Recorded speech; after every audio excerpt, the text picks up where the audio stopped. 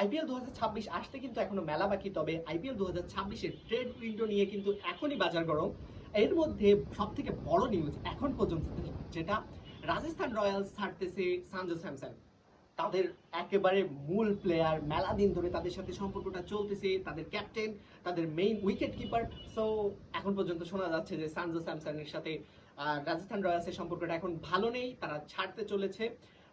Sanju Samson তার প্রাপ্ত সম্মানটা পাচ্ছে না, তার মতামতের গুরুত্বটা সে অনুভব করছে না, সেক্ষেত্রে সেজন্য সে দলটা ছাড়তে চায়। তবে রাজস্থান রয়্যালসের এখন পর্যন্ত কোনো রকম মন্তব্য পাওয়া যায়নি এ বিষয়ে। তবে তারা সঞ্জু স্যামসনের মতো প্লেয়ারকে অবশ্যই ছাড়তে চায় না, প্রতি বছরই পারফর্ম করে, প্রতি বছরই একজন ক্যাপ্টেন কুল বলা যায়। সো আর সঞ্জু স্যামসনের মতো প্লেয়ারকে কিন্তু দলে নেওয়ার জন্য অন্য দলগুলোও কিন্তু ওত পেতে আছে। তার মধ্যে অন্যতম নাম হচ্ছে সিএসকে, চেন্নাই সুপার কিংস। হ্যাঁ, তাদেরকে কিন্তু ধোনির বয়স হয়ে গেছে, ধোনি কিন্তু খুব বেশি দিন আর খেলবে না, সেক্ষেত্রে কিন্তু তার রিপ্লেসমেন্ট একজন দরকার, এমনই একজন ক্যাপ্টেন কুল, ক্যাপ্টেন উইকেট কিপার।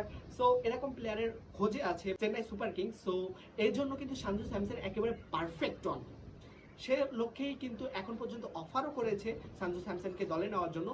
সঞ্জু স্যামসনকে দলে নিতে কমপক্ষে 18 কোটি রুপি খরচ করতে হবে যে কোনো দলের।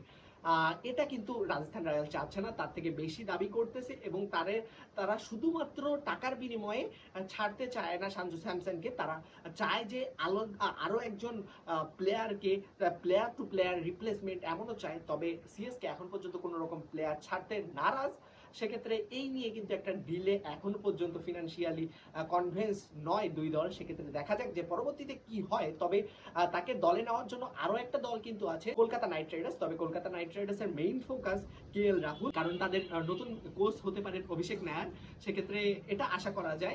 কেকেআর বিট করারও কারণ আছে, কারণ শ্রেয়াস আয়ারের যোগ্য রিপ্লেসমেন্ট ক্যাপ্টেন কিন্তু তারা এখনো পায়নি, সাথে উইকেট কিপার ব্যাটারও কিন্তু তাদের স্টেবল না, সেজন্য কিন্তু কেকেআরও বিট করতে পারে। তবে আমি মনে করি 95% ডিল সম্পূর্ণ হবে যদি রাজস্থান রয়্যালস ছাড়ে সঞ্জু স্যামসন। সেক্ষেত্রে আমি মনে করি যে চেন্নাই সুপার কিংসে আমরা দেখতে পারি সঞ্জু স্যামসনকে।